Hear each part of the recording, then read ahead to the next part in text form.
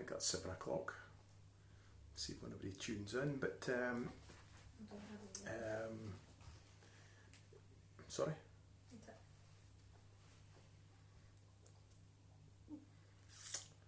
Okay, Paul here.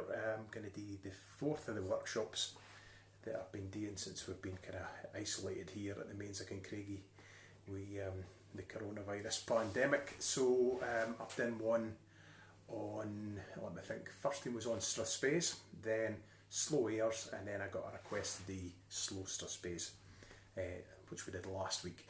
So I thought I'd go through three of my own compositions, which I posted up on Facebook earlier today. A jig called Return to Craigie, a slow air called The Beauty of Kamara Before Me, and then a Strathspey called Stirling House.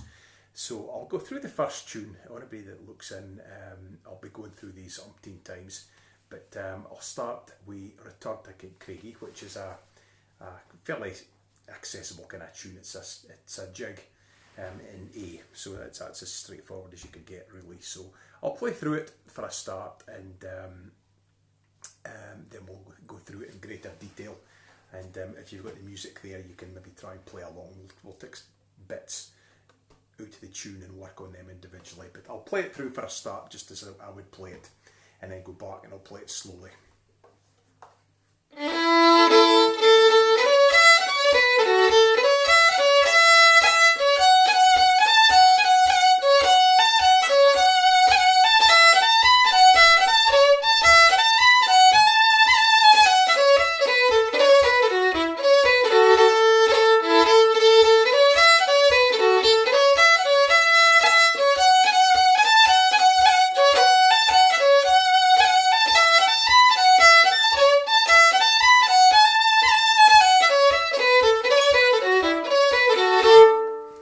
So that's kind of the speed I would normally play it at.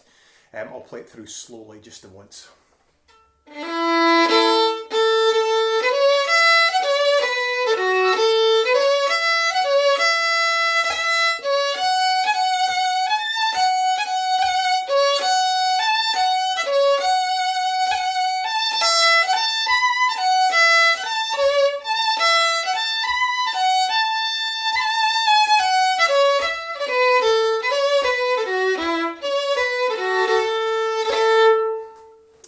So that's a jig. A wee bit unusual in that there's only one part. It goes right through 16 bars, so it's lengthwise it's fine, but it doesn't have an A and a B part. But you could still use it for dancing to just the same. So fairly straightforward. It's called Return to Craigie, which is, well, we're at the Mainzer and Craigie, and a wee bit of background on the tune. Craigie is the name of the place that my grandparents lived when I was just a young lad, and this is for, I found this fiddle under a spare bed when I was quite a young lad, 5 would have been.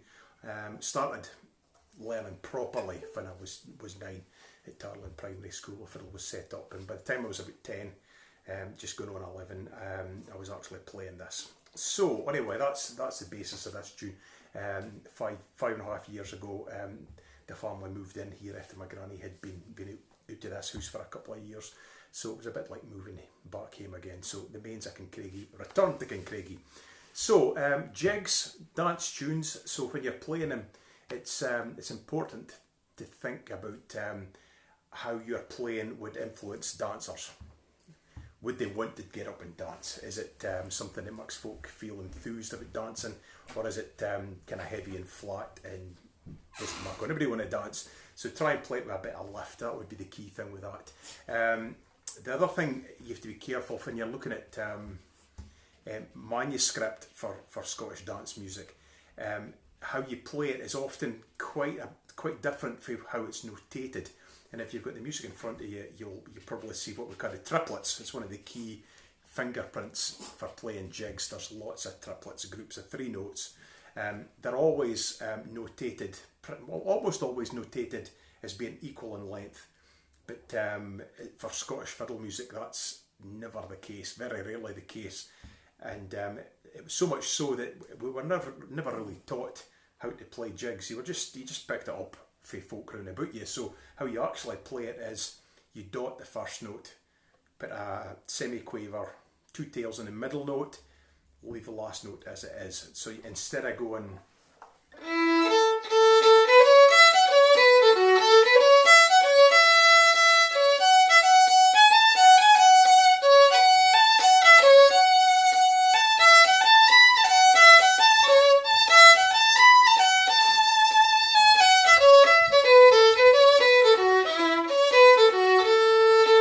difficult to play like that. I'm so unused to playing it like that. It should be played more like this.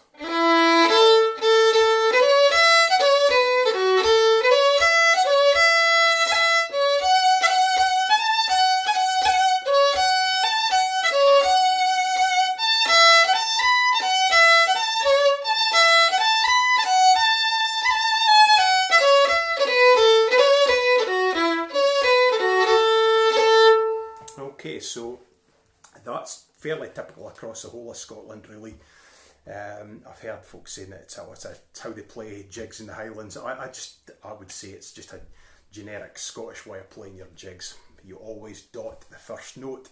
To be honest, I would suggest that it's closer to being double dotted for the feel of it, which means the middle note is much shorter. But it doesn't mean that it's not clearly heard. You have to hear the short notes as clearly as the long notes, and hopefully at the end of it is you get a really distinctive accented rhythm. So I'll go back to the beginning of the tune. If you want to try and play along, we'll go through it slowly and see if we can get to the end. Obviously I can't hear you, but we'll take our time and see how we get on. Taking plenty of time, so use your bow, pull out the long notes, keep the short notes short. So here we go. After 2, 1, 2, 3, 1, 2.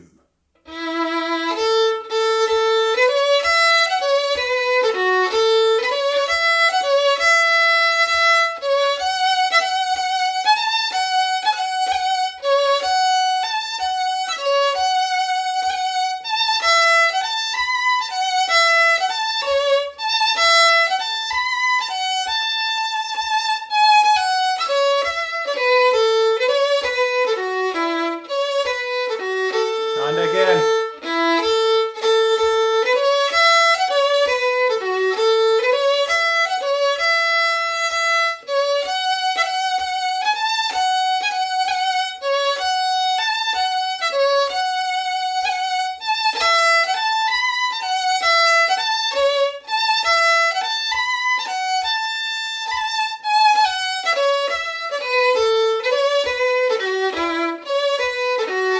Last time.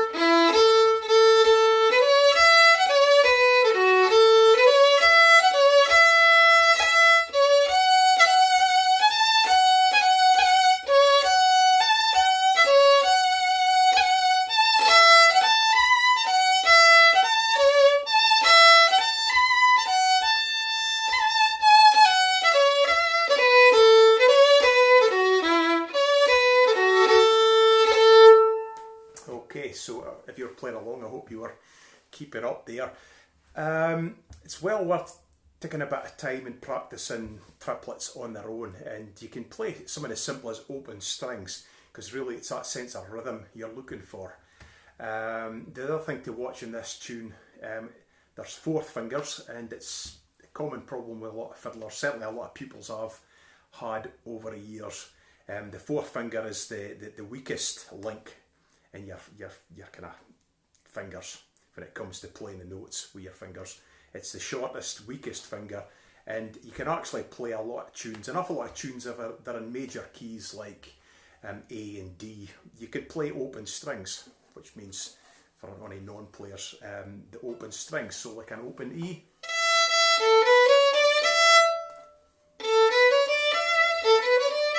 Open E, you would use a fourth instead. But when you're on the E string and it goes up beyond the third finger, you've got to play a fourth. And sometimes I find that some of my pupils have issues with that because they're not used to stretching far enough. This particular kind of tune, you've got to have a a fourth finger, it works well. So the only thing for that is practice. Just practice, get the fourth finger working as much as possible. So this tune's good for that, obviously.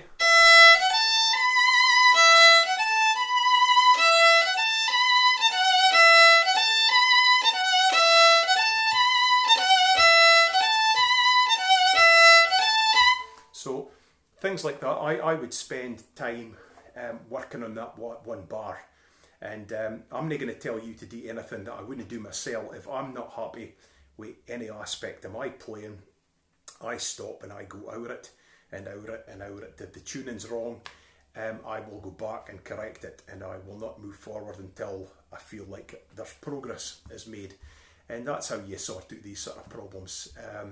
Failing to stop and go out or something that's a bit of an issue, first you've got to realise that you're making a mistake. If you're unaware, well, can't do much about that. But if you didn't stop, you know there's a mistake and you leave it. What you're tending to do is just reinforcing the mistake and the flaw in your playing. So if you want it to sound better, you've kind of got to address it. So I'll go back again, take it for the beginning, and I'm going to play even slower this time. And what I'm looking for is maybe if you're playing along to try and get the rhythm for the triplets, because this is applicable to any jig you're going to play. The triplets are exactly the same. Now I'll come back to that in a second, but I'm going to play one or two excerpts out of other jigs and you'll hear how the triplet is exactly the same. It should be just as well played regardless of which tune you're playing. So a good one to play is the Stool of Repentance. It's as well Kent Scottish jig as you could find.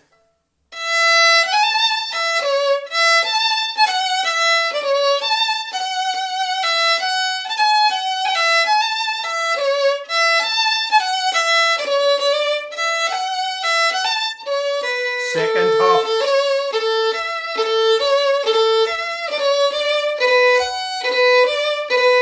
See how the triplets are really distinctly played rather than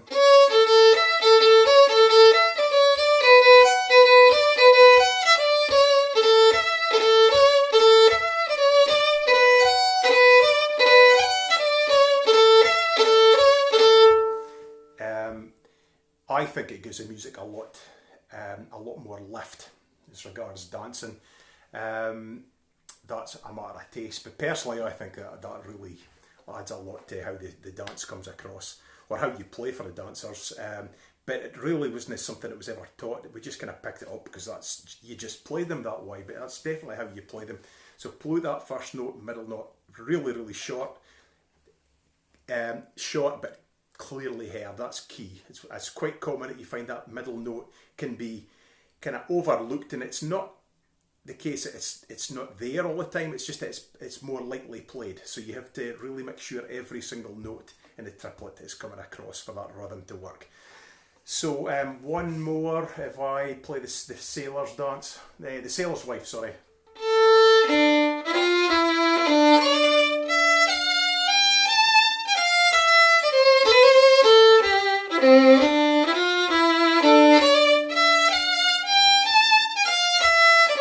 Speeding it up.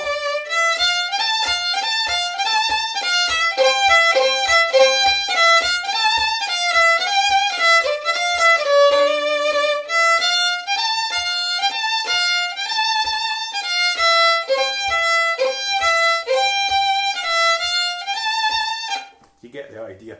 We'll go back to the return to Kincraigie. Another thing to bear in mind, certainly when I'm playing jigs, it's not just a case of dotting the first note and keeping the second note really, really short. There's actually, if I think about it, a very small break between the first and second note. So there's a little bit of breath in there, a little bit of air that I think certainly gives the music a wee bit of lift.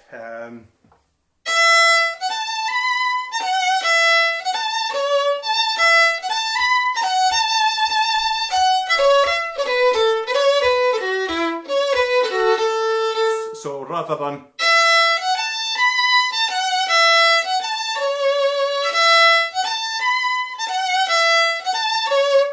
so there's that side of things as well. So there's a few things to think about with jigs. I would probably be inclined to think that they're the easiest idiom for Scottish dance music to play. Jigs tend to be a bit easier.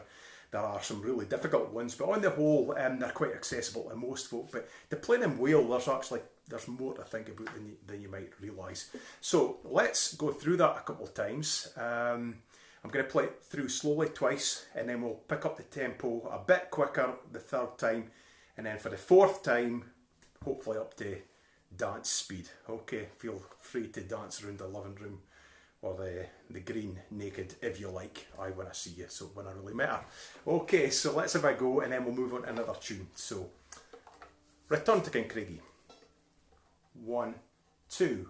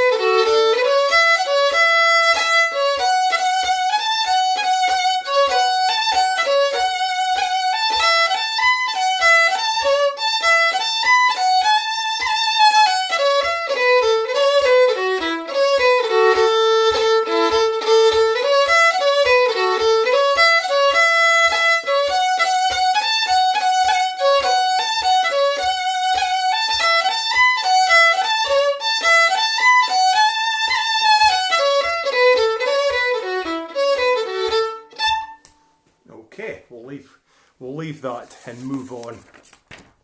Right, I've got the music set up here just because I never really think about it when I'm playing it myself, but when I'm trying to teach it, especially when I slow tunes down, I kind of need to reference what I'm doing because I'm usually not thinking about it. So, the beauty of Kamara before me, slow air, it's in D, and it's in 6/8, and actually it's fairly straightforward as a tune, but the thing it's maybe tricky for some folk is it goes into third position. If you're a fiddle player, you'll probably have a fair idea what that is. The reason for that, it's not because you're trying to be flash going up the neck on the D or the G string, it's because it goes up above A on the E string, so you've kind of got to go up into third position. But like anything else, if you practice, it'll definitely get better. Just keep working at it. So I'll play it through, a little bit of background to the tune. Where we are just now is the mains of Kincraigie. Been here for 5.5 years, pretty much. The place we were before, and that's where my boys were brought up for a start, was at East Town. And I was pretty much there for 1997, I think it was. And there was one night a few years ago that my wife Shona was across in Huntly with the boys, and I was at home myself, and I was just sitting outside looking at the countryside. And if you've looked at one of my Facebook stuff, you probably have a fair idea of what the countryside is like round about here. And I was sitting at the house looking at the scenery, just trying to be inspired. Sat down, had a big whiskey and wrote some music, and some of the music didn't turn out very well. First one, which at the time I thought was a masterpiece, next day I put my pen through it, rubbish, do not use was what I wrote. But the second tune, which I wasn't even trying to write, it just seemed to come on its own, and I didn't really feel like I'd written it, to be honest. It was like it just appeared out of the ether, so I was quite pleased with that. But anyway, I quite like it. As far as my own tune goes, my own tunes, I think it's one of my better ones, but that's a matter of taste, of course. So I'll play this for you, and we'll have a look at a few bits and pieces. But yeah, just play it. If you want to play along, fine. I would suggest maybe listen the first time, get a feel for how I'm playing it, and then I'll play it again and try and join in. Okay.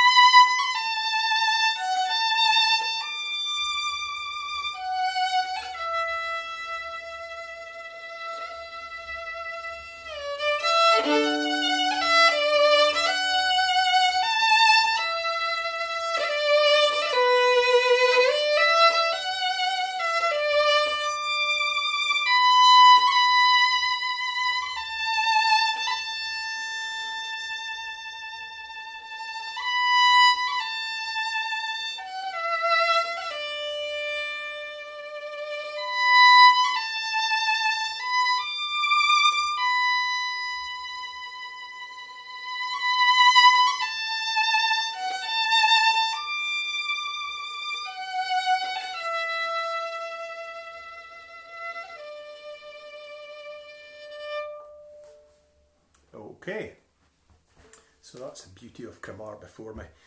It's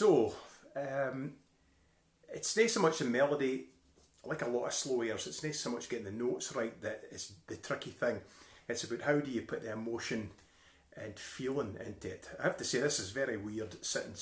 I'm aware there's an audience, but there is no sense there's anybody watching, so it feels like I'm sitting having a rant to myself here. It's very weird, but I ken there's folk out there. It's much easier with an audience or even one pupil. But anyway, slow airs, they need light and shade. Now this tune, I would say it's more in the vein of things like Mrs. Jameson's Favourite. It's not a massively expressive tune. It's got a nice melody that needs light and shade to breathe life into it. But some tunes with a much darker character require much greater use of expression. Things like Fyvie Castle would be an example. The Valley of Silence, that type of thing. But this is a much lighter melody, so it doesn't need to be quite as extreme. But regardless of that, it needs the same sort of things to a lesser degree. So louds and softs are important to make it work. And at the same time, when you play louder, you push the tempo and you pull it back when you get quieter. So things like coming up the end of a measure, coming up the end of a tune, end of each phrase, there should be elements of that. And think about every phrase, it's like for a singer, naturally takes breath. Singers shouldn't really, I think I'm right in saying they shouldn't really be just breathing willy-nilly. That's why I'm a bit of a amateur singer myself, because I didn't ken far to breathe. I breathe for I'm running out of breath. Slow airs are very similar. That's kind of maybe why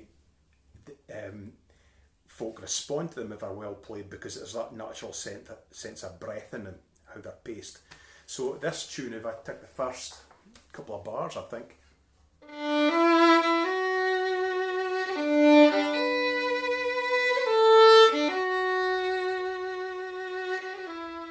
that's pretty much a phrase. You sort of hold up a wee bit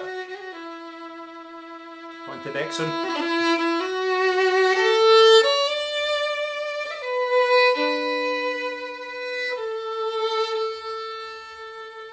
See, that's every 2 bars in this tune is a phrase. Some tunes have longer phrases, things like 4 bars wouldn't be uncommon, but this particular tune, 2 bars is a phrase. So if you probably listen to that, you'll hear there's a bit of build up and pulling back in every phrase, and that'll vary from section to section. You tend to find slow airs, the second half, the melody develops, there's much more sense of drama, and you'll get bigger crescendos in the second half. That's something you'll find in just about all of them to some kind of degree. But it's down to the player to bring that out.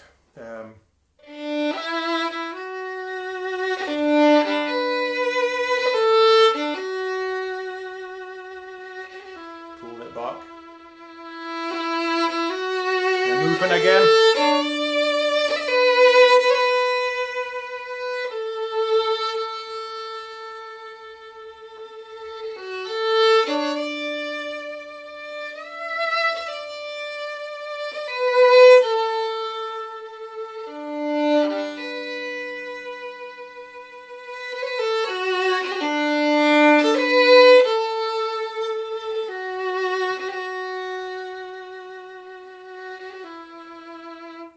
So you get the idea, there's a lot of movement. This in large degree comes from your bowing, the speed of the bow. Using a whole bow gives you a lot of scope. When it comes to volume, really that's where most of it comes from. There's a certain degree of creating the note with your left hand. If you didn't press down firmly, you want to really work the tone. You want to really create the tone. If I take this note, now I'm touching it enough so it doesn't go into a harmonic. It'll also be, even though the finger's in the right place, it'll be slightly flat.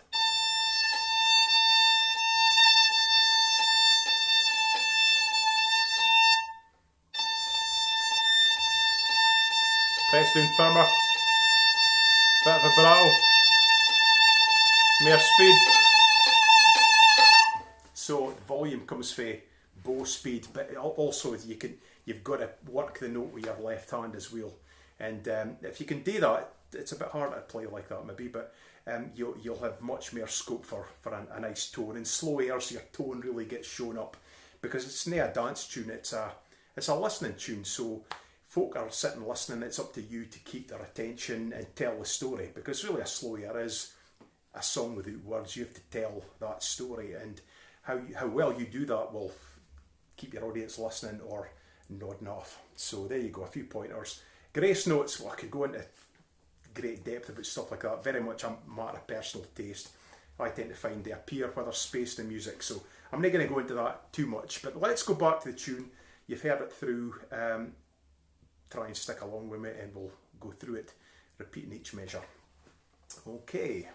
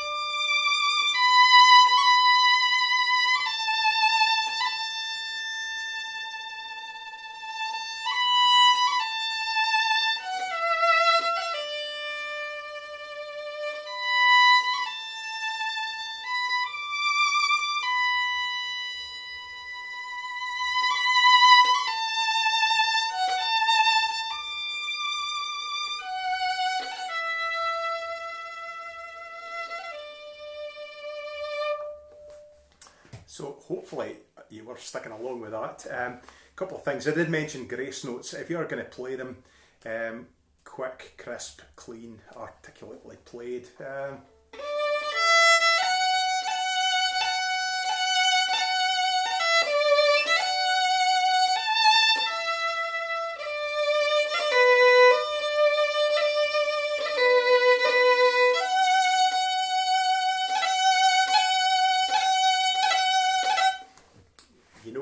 when you're trying to play them out, I suppose, but they should never get in the way of the melody notes. Maybe a couple of things just about third position, because this tune, there's no escape, and you've kind of got to play third position.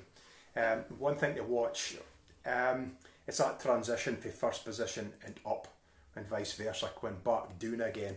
Well worth practicing these aspects, because that's where you can fluff it when it comes to the tuning. And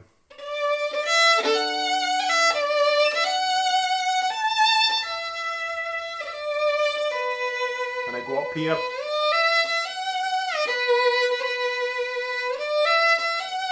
So it's the end of the phrase. And stay up. To the end.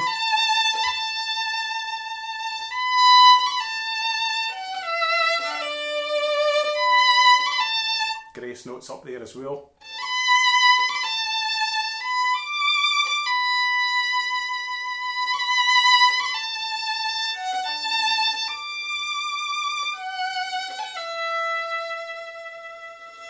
And down here, so this going up and coming back down, that's a bit you have to be careful. Hopefully your ear should tell you if you're in tune up there. It's just perseverance, but you remember when you go up the neck, the spaces decrease as you go further up.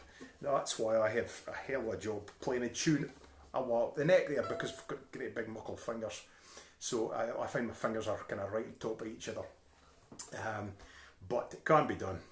Shouldn't make excuses, but anyway, so just keep working on that, and it should be fine. So I can't tell if anybody wants to play that again, so we'll just leave it. We'll move on to the last of these tunes. So I've kept them all local. There are my own compositions I'm using tonight. I wouldn't normally do that. Even at a concert I would play some of my own stuff, but predominantly it's other folks' traditional music, Skinner, Marshall, Gow, that sort of thing. But tonight I thought I'll just use my own tunes.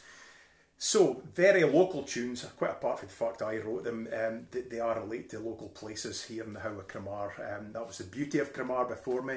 Return to Kincraigie, where I'm sitting, and the last one is Stirling House. And Stirling House, it's not even a mile away off of here. And that was, once upon a time, the House of Kamara, which was owned by Lord Aberdeen. So, the Gordon Lairds of Haddo and Tremere, they had it as a summer house, so it was quite a large stately home for a summer house in the How here, because they owned the whole estate. It eventually was passed on to Sir Alexander MacRobert. He bought one firm actually, and then I think there was money problems, and he started buying up more and more bits until he owned the entire estate eventually. He was a self-made millionaire, put himself through university, come from a fairly modest family. His father worked in the paper mill in Aberdeen, and he went to work in India in textiles, and he bought shares, and being a capable guy, he ended up buying a mill that got into financial difficulties, and by the time he finished there, he had a whole chain of mills, and became very well off. So he bought the estate here. His first wife died. His second wife, Rachel Workman, was an American heiress, but she was a world-renowned geologist as well, and they got married and they had 3 sons. And so just before the start of the Second World War, the first son died in a flying accident in Syria, and then during the Second World War, the other 2 brothers were both killed in action during the Battle of Britain. So, fairly tragic. The 3 boys were Alistair, Ian and Roderick, was the 3 lads' names. So the whole family was wiped out in one go. Lady MacRobert, who was quite a formidable lady, she donated a Stirling bomber and 2 Hurricane fighter planes to the war effort, which is an incredible amount for one person to donate, because you imagine if it was a Typhoon bomber, fighter bomber nowadays, that's comparable to if it would have been. So a huge amount of money given over, and then the House of Kamara was given over as a rest home for RAF servicemen, and the name was changed from the House of Kamara to Stirling House. And Stirling is a composite Latin word, and what it means is a place by the hearth for winged heroes, which is very apt. So I'll play Stirling House for you, but it's just up the road and it's got some tremendous views of the How of Kamara. Okay, I'll play it through once. It's a dance tempo as I would consider it, and then we'll play it through once slowly.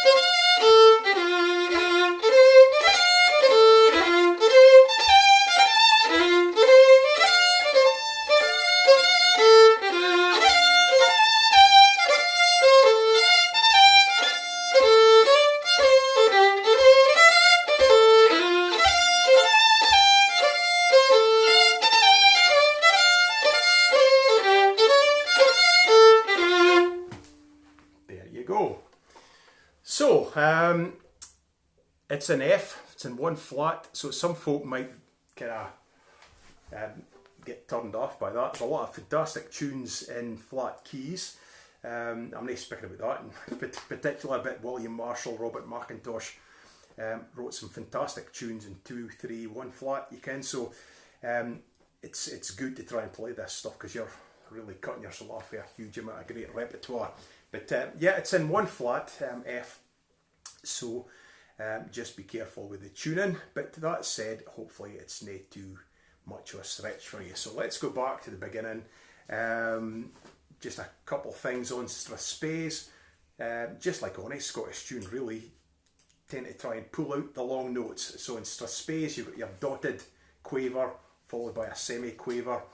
In reality, I would suggest you want to try and double dot it rather than just a single dot. So really pull them out and keep the short notes therefore much, much shorter. So the first wee bit here.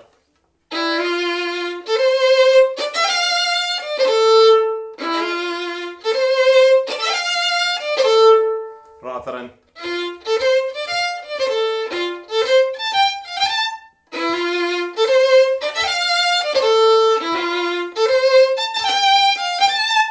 and snappy, when you've got the snap bows, very key part of strathspeys, so much so that they've got the title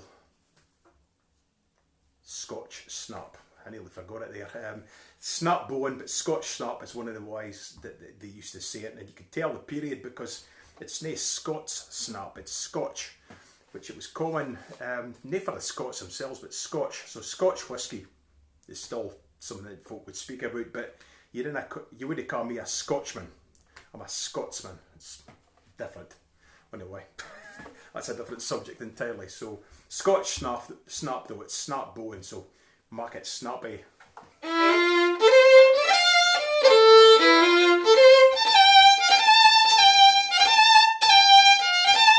It's maybe difficult to see here, but watch my bow and wrist.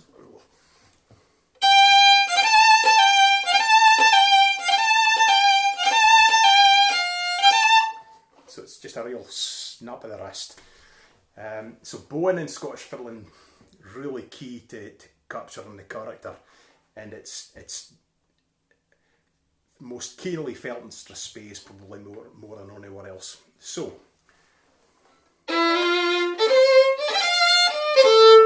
you hear a snap there, staccatoed, rather than just a normal slur.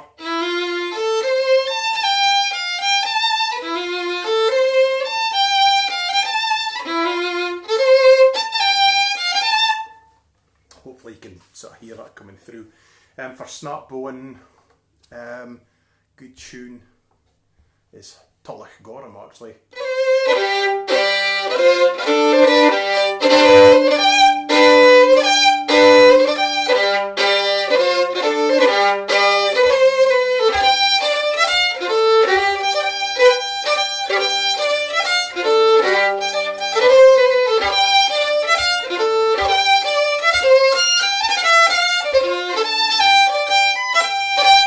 Okay, snappy. Do what it says on the tin. Snap bowing. Right, let's go back to the beginning and we'll play it through a couple of times. Let's see if you can hang on here. So 1, 2, 3, 4.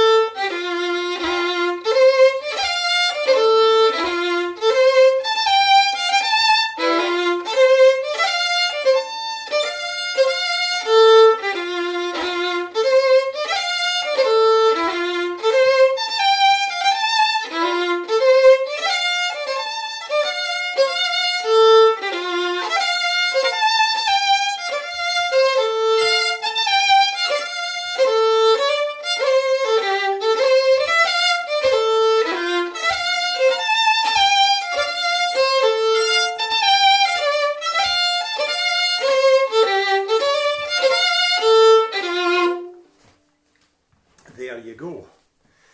So, Stirling House there. If you've got the music in front of you, the stuff that I posted earlier for Stirling House, you might be wondering there's a cymbal in the second half. I think it's just the second half. The second and third line, there's 3 lines in the second half. There's the second line and the third line. The second bar in both of that lines has got a funny wee squiggle with a line. That is basically to denote up-driven bow, which is down, up, up, up, which is distinctly Scottish in character. And it's really a development of snap bowing, and you use it in spades. But I think you use it on any other type of tune, as far as I can tell. I've never seen it anywhere. Somebody might put me right, but it's a uniquely Scottish thing. So it comes into spades. It's a development of snap bowing, because it starts with a snap. If I play Tulloch Gorham, you'll hear a cracker there.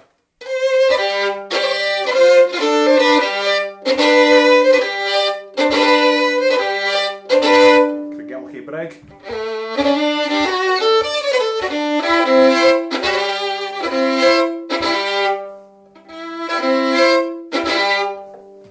You do get a sense of the lift that gives to the music.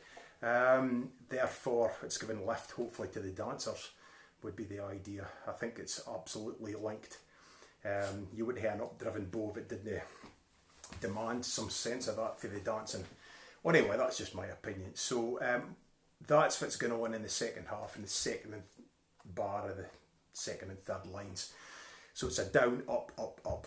And if you've got the down, up, then you've got the next up. Between the second and third up, you have to lift the bow. That's where you get this kind of fearsome lift fee. So I'm going to play it through once again, and I think that's probably more than enough. I think everybody will have turned their tellies off by this time. So let's go back and play it once through for the top, a little bit quicker. 3, 4.